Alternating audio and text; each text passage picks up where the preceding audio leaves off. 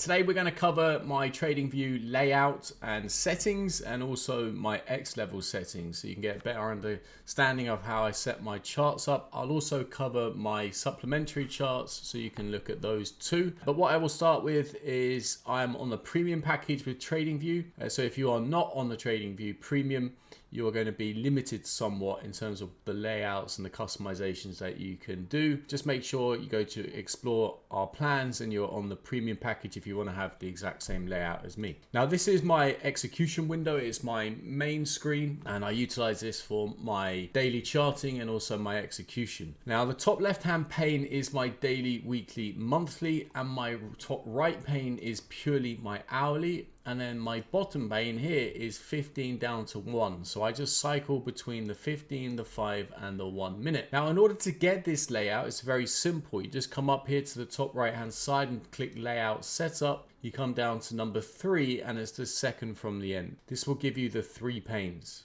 Below, you'll have the symbol and the crosshair. I have both of these checked on. What the symbol does is if you have NQU 2025 up here selected, it will copy that contract to all of your panes. If you have this selected off, if you only change this pane to this contract, it's only going to change that particular pane. All of these will remain the same. As I'm tracking one index here, which is the futures contract for NQ, I have this checked symbol on. Crosshair is having crosshair on all of my panes simultaneously. So if I want to check 21% up on the daily, I can see where we are on the lower time frame on the 1 minute chart, which happens to be at fair value on the M15. If I look at 29% and 12 on the weekly, well, we can see that we're at the high of this MWAB. And this is how I can start utilizing higher time frame X levels in an alignment with a higher time frame PDRA to start framing trades. That covers my layout basics. In terms of settings, it's pretty simple. In the events section, which is this tab at the bottom, is the futures contract expiration, and this will pop up on the bottom time window here whenever there is a futures contract expiration, and that's worth knowing because it will allow you to then shift on to the new contract. Everything else is off because I like to get my charts clean. I have alerts set on. The trading, I don't have at the moment an account linked to TradingView. I trade on Top Step and also on NinjaTrader, so I don't integrate into TradingView. It's something which I'm looking at doing in the future. Right now it's not of particular interest, so none of this really matters to me. Canvas, I like to have a black background, horizontal and vertical grid lines, they're all turned off, and then my background is the second from the right. Scales and lines, again, I like to keep my charts clean, so these are the settings I have for that. And then status line, again, I have this all turned off. I keep the titles on the indicators on, more just for reference for the people who I teach so they can see what I'm utilizing, and the background set to 50%. And then the symbol, just for my candles, candle colors are like this. You can have your candle colors however you like, it doesn't really matter, but if you want to copy my charts, that's how they look. That is an overview of this particular chart. Now I have another chart, ES. It's exactly the same layout and exactly the same settings. There is absolutely nothing to change here. Just cycle between ES and NQ. If I'm looking to trade ES, I'm on that chart. If I'm on NQ, I'm on this chart. Beyond that, I have a divergence chart. The reason for my divergence chart is that I'm looking to track SMT divergences. And with this layout, I have them stacked horizontally. And to get that, we come up to layout setup again, and we go down to number 3, and it's the second one in from the left. Everything else is the same in terms of settings, and I have ES, NQ, and the Dow Jones stacked on top. And what I'm doing here is that I'm looking at my divergences. And this is in order to keep my main chart execution window clean. I mark my SMT divergences on this chart, and I'll often utilize these to reference for confluence and context when I'm looking to frame a trade. So you can see if I scroll back on my chart, old divergences. And the reason why I keep them on my chart, a little tip for you, is that old SMT often works as classic support and resistance in the right context. Beyond that, I have my Dixie chart down at the bottom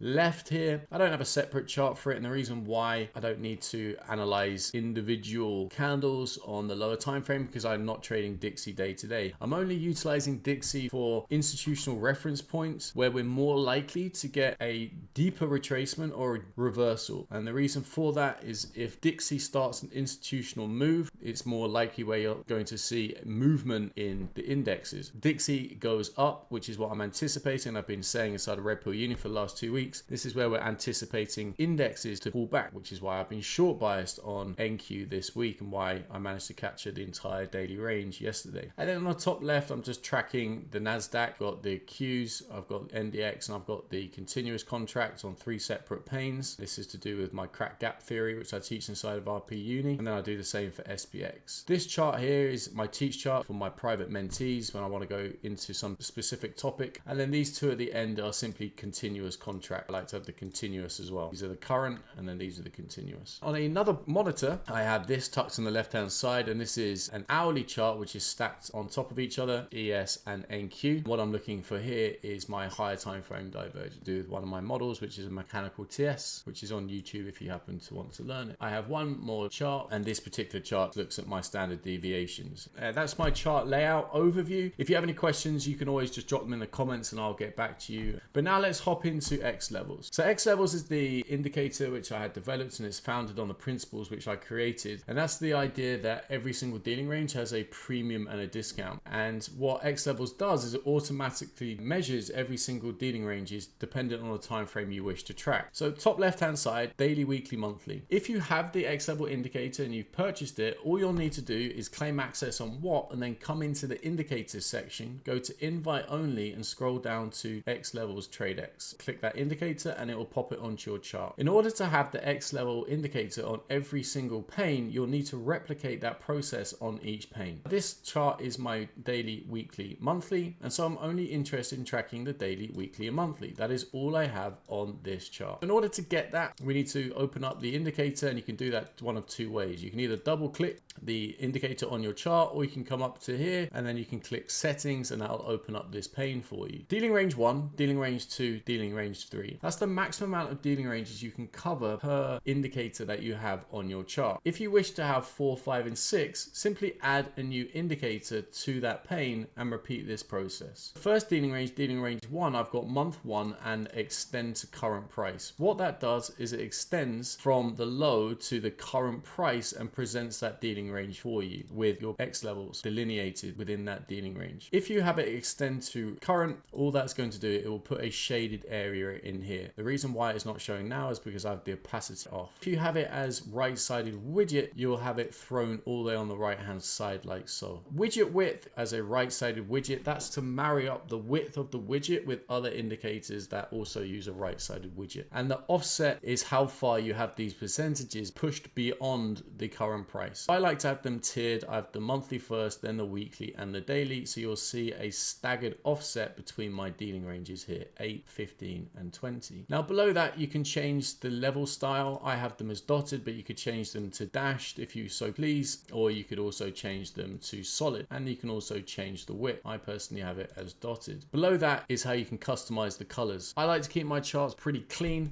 So if we come down here, I have them all selected to white. And what this is going to do is change the color of the Xlevel dealing range lines that present your true premium and discount. If I change this to yellow, you're going to see that the discount side is now flipped to yellow. If I change the opacity and make that deeper, it's going to fill in the background of that. However, I like to have mine clean, so I have that off. And the same with fair value. You can have this at 50% and you can have slight opacity, and this will show you where you shouldn't really be trading unless you have strong confidence as to why price is going to respect fair value. In between 38 and 62 is often where price consolidates. On this particular chart on the monthly, just have it all set to white. 38 and 12 is the same. This would, if you want to have the premium side shaded a different color, and again same thing with opacity. And then finally the high and low is your 0 and 100 line. That will change the color of those, so whether you want to have those separated. Label size is the size of the delineations above each dealing range, and DR markers is dependent on whether you have a right-sided widget where you have the markings. So you can either have them at the low and higher price, or you can have them on the widget. If I toggle this off, it will move them to the low and the high of that dealing range. That covers the monthly. The weekly, on this one I have the only small difference is that I have this selected and slight opacity because I don't like trading around 50% unless I have strong confidence. It's a visual warning to me of where we are on the higher time frame, and the daily has a slight difference in that I like to see where the premium side is on the daily. You can see that we have just been consolidating between 12% and fair value on the premium side of this daily dealing range, which is why I've been macro bearish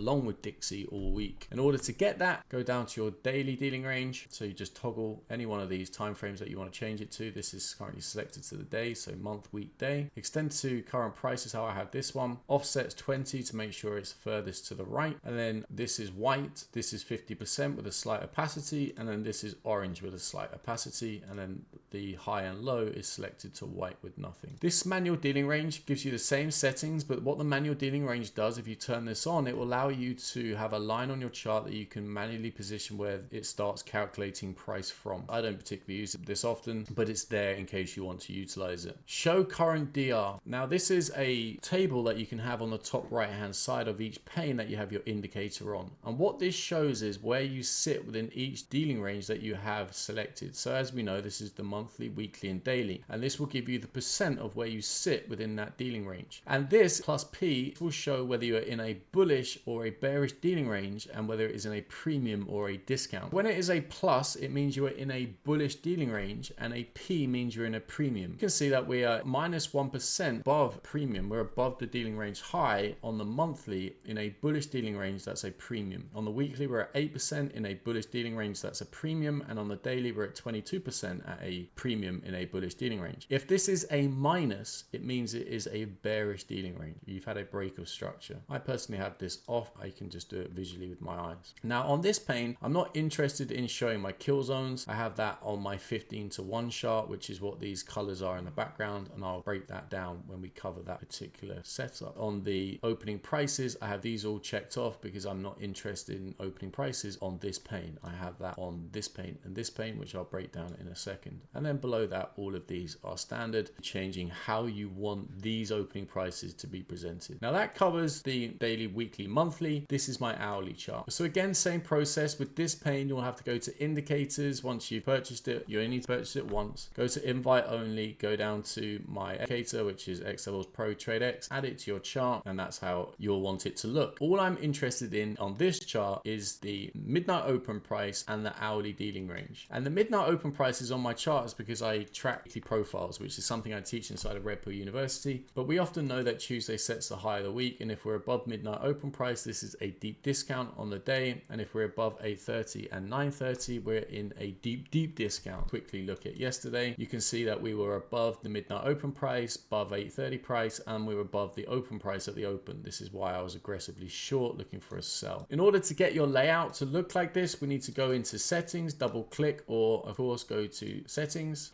And we need to select this dealing range on, turn it to the hour, and extend to current. I have it as a medium with an 8 offset, so price is 8 off, and then dotted, the size of that dot is 1. And then I have all these set to white, opacity 0. Every other dealing range is turned off because we're only interested in the one dealing range. Now, in order to get this midnight line, all we need to do is scroll down here and go to the opening price. This will give you this horizontal line on your chart price, and this will help you with tracking the weekly profiles. Everything else is as standard. Now, if we go down to this lower pane, this is the 15 down to 1. So again, you'll need to add the indicator to this pane and then turn these 3 dealing ranges on if you want to track the 15, the 5 and the 1. 15, extend to current, and then I have white, 50% slight opacity as red, and then white, no opacity, and then white, no opacity. That is because in between 38 and 62 is where I don't want to be trading. This is where price accumulates. It creates liquidity. This isn't where you should be trading. If you're in conditions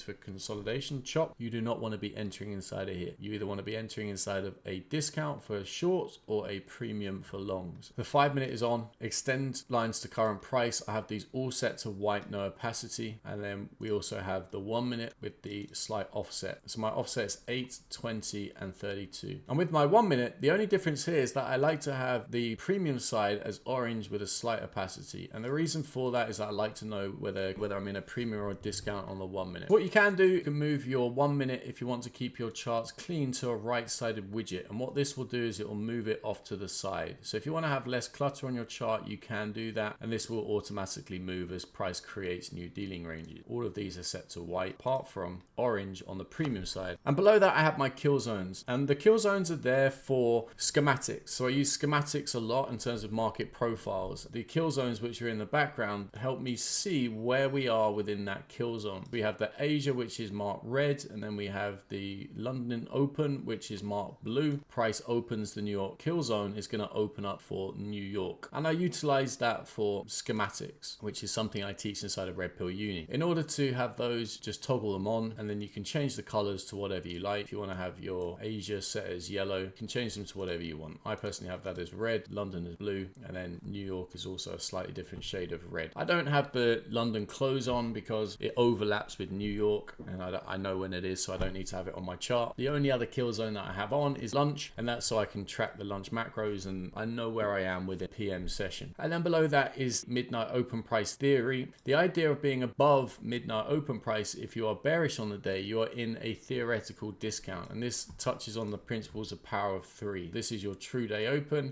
manipulation, distribution, retracement. That would give you a bearish daily candle. If you are above the 8:30 price and 9:30 price and you are bearish on the day, that is a deep premium for a sell, which was exactly what we had yesterday. We're above the midnight open, above the 8:30 price and 9:30. That's a deep premium on a sell day. I have those on my chart for a visual cue, give me an indication of where I am when I'm looking to trade, either during London, which is the session I trade, and also New York Open, which is also the session I trade. So it gives me a cue on where I am, and it also aids in daily profiles. So that covers the Xlevels indicator. The only other thing that I have on my chart is this indicator from Lux Algo. It's called ICT MWOG NDOG. The show it to turned off. This just covers the MWOGs and NDOGs. Everything else you see on my chart is completely done manually. In fact, there is one more. I tell a fib. There's a macro tracker, and these are the macros that I track, and you'll see that it puts the macro above price at that given time. And that is it. Any questions at all, drop them in the comments and I'll get back to you as quickly as I possibly can. Alternatively, you can jump into the Discord. There is free access. You can join the chat lobby completely free. Links are in the bio. They're probably in the description as well. Follow those and come and chat with us all live. Hope you found it useful. Look after yourself. Trade safe. Abosh.